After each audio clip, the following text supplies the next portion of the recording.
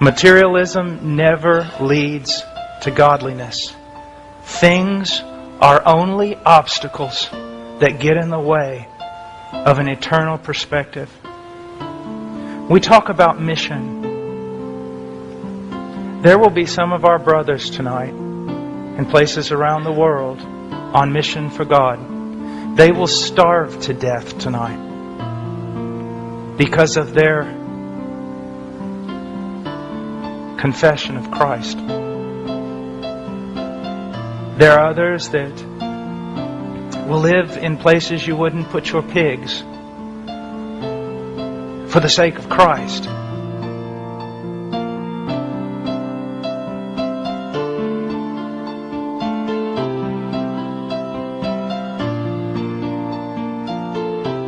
Let me ask you something. How much has Christianity cost you? How much has it really cost you? How much have you had to suffer for the sake of Christ? How much have you lost for Him?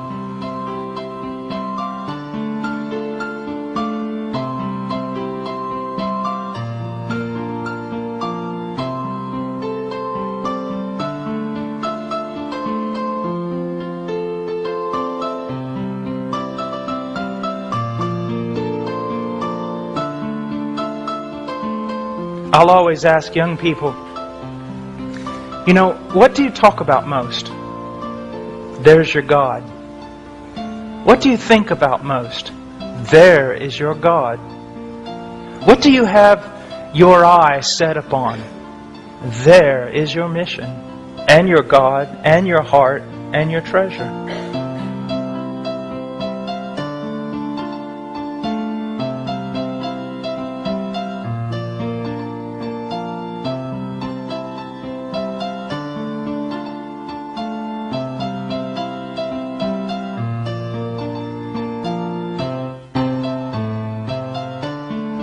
What consumes you?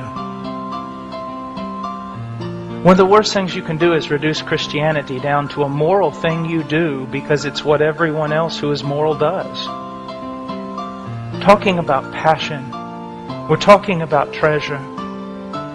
Now, let me say something very, very revealing about myself, about human nature, about men. When I was in Peru serving the Lord, it was during a terrible war. People were dying all around. Sometimes I was in the city of Lima, which was considered the worst place on the face of the earth at that time. Sometimes in the jungles, on the Amazon, sometimes on the Marañón, sometimes in the Andes Mountains, fraught with danger.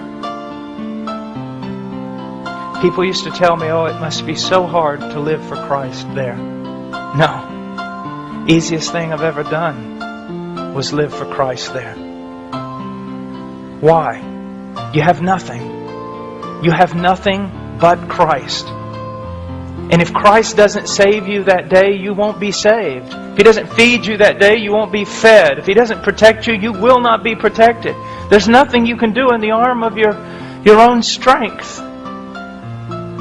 Get up in the morning, you get out of the tent, you go bathe in the river, you come back, you eat something.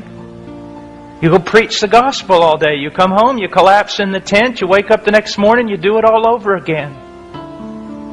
No cars, no homes, no keeping up with the Joneses, no designer clothes, no malls, no anything. Just Christ. And it was so easy to live for Him. It was so easy. It took almost no effort. Because there was nothing competing with Him.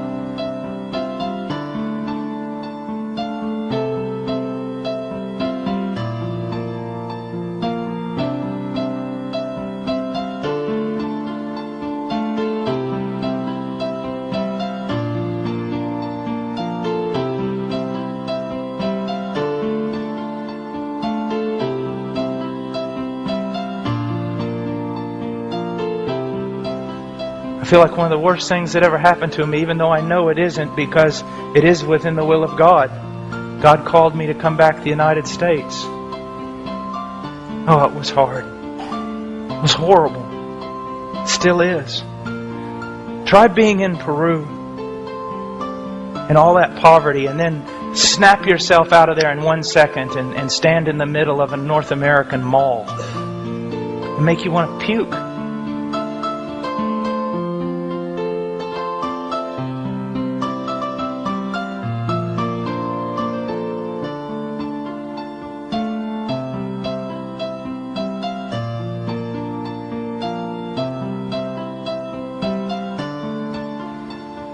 Look around at everything that glitters and shines. Just make you nauseous. It is not hard to live for Christ in Peru. It's hard to live for Christ in the United States of America. Such a battle. And to be honest with you folks, we're losing it. We're losing it.